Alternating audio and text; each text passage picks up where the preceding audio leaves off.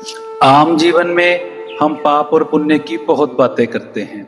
पाप पुण्य पर बहुत जोर देते हैं, मगर कई बार पाप और पुण्य के सही स्वरूप का पता न होने के कारण किसी अच्छे कर्म को पुण्य समझकर खुद को महान मान लेते हैं और जाने अनजाने हमसे हुए किसी बुरे काम को पाप समझकर पछताते रहते हैं और दुखी होते रहते हैं, बगैर ये जाने कि हमारे द्वारा किए गए कर्म असल में पाप या पुण्य है भी या नहीं, क्योंकि इन दोनों का ही हमारे जीवन से सीधा और बहुत गहरा संबंध है। तो आइए आज की बातचीत में हम इन दोनों पाप और पुण्य को समझने की थोड़ी कोशिश करते हैं। इंसान मुख्य रूप से अपने जीवन में दो ही तरह के कर्म करता है, एक अच्छे कर्म और दूसरा बुरे कर्म। अच्छे कर्मों को हम आम बोलचाल की भाषा में पुण्य कर्म कहते हैं और बुरे कर्मों को हम पाप कर्म कहते हैं, या यूं कहें कि कर्मों के बीच से दो ही तरह के पौधे निकलते हैं, एक पाप का और दूसरा पुण्य का। पाप के पौधे पर दुख के फल लगते हैं और पुण्य के पौधे पर सुख के फल लगते हैं। और सरल भाषा में अगर समझें तो अगर हम पाप कर्म करते हैं तो हमें दुख मिलता है और अगर हम पुण्य कर्म करते हैं तो हमें सुख मिलता है। इस नियम के हिसाब से हमें देख लेना चाहिए, अगर इंसान दुखी और परेशान है तो समझो कि जिंदगी में वह कोई पाप कर्म कर बैठा है जिसका फल दुख के रूप में वह भोग रहा है। और यदि कोई सुखी आपको दिख जाए तो समझना यह सुख उसे उसके अच्छे कर्मों या पाप या पुण्य कर्मों की वजह से मिल रहे हैं।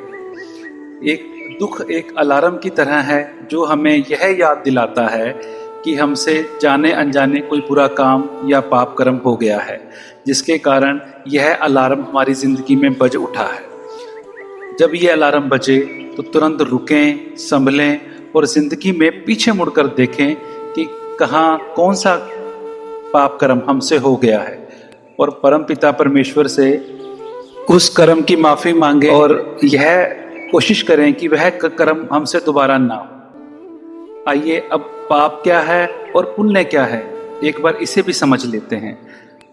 पाप कर्म मन, वचन और शरीर से किसी को चोट पहुंचानी, किसी का बुरा करना या बुरा सोचना, यही पाप है। पुण्य कर्म मन, वचन और शरीर से किसी की भलाई करना, परोपकार करना, किसी की सेवा या सहायता करना ही पुण्य है। किसी काम को करने के पीछे हमारी भावना कैसी है? काम बेशक ऊपर से देखने में ठीक भी लगे, मगर उस काम को करने के पीछे हमारी भावना गलत है तो वह कर्म पाप कर्म है। और यदि कोई काम ऊपर से देखने में गलत भी दिखाई दे रहा है, मगर उस काम को करने के पीछे हमारी नीयत या भावना सही है तो वह पुण्य कर्म है। आसान शब्दों में कहें तो कोई काम अपने आप में अच्छा या बुरा, पाप और पुण्य नहीं होता, बल्कि उस कर्म के पीछे हमारी जो नीयत या हमारी भावना काम करती है वही पाप और पुण्य का फैसला करती है। आइए एक आसान से उदाहरण से इसे समझने की कोशिश करते हैं। मान लो एक डॉक्टर ने एक आदमी का पेट चीर दिया या काट दिया, क्योंकि वह आदमी उस डॉक्टर का मरीज है और वह डॉक्टर मरीज का पेट काटकर उसका ऑपरेशन कर रहा था ताकि उस मरीज की ज़िंदगी बचाई जा सके, और ऑपरेशन के दौरान वह मरीज मर जाए तो क्या इसे डॉक्टर का पाप कर्म समझा जाएगा और उस डॉक्टर को एक व्यक्ति की हत्या के लिए फांसी पर लटका देना चाहिए? नहीं, बिल्कुल नहीं।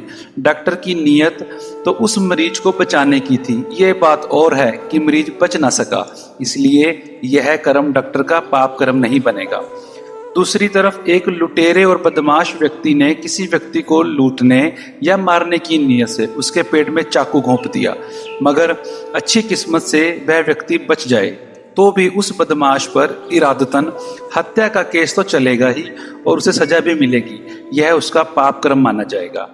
अब ऊपर से देखने में ये दोनों घटनाएं एक सी लगती हैं, दोनों में एक व्यक्ति का पेट काटा गया है, मगर दोनों घटनाओं में जमीन आसमान का अंतर यह है कि पहले मामले में डॉक्टर मरीज को बचाना चाहता था, ये बात और है कि वह मर गया, और दूसरे मामले में बदमाश व्यक्ति को मारना चाहता था, ये बात और है कि वह बच गया। दोनों में अंतर सिर्फ नीयत का है।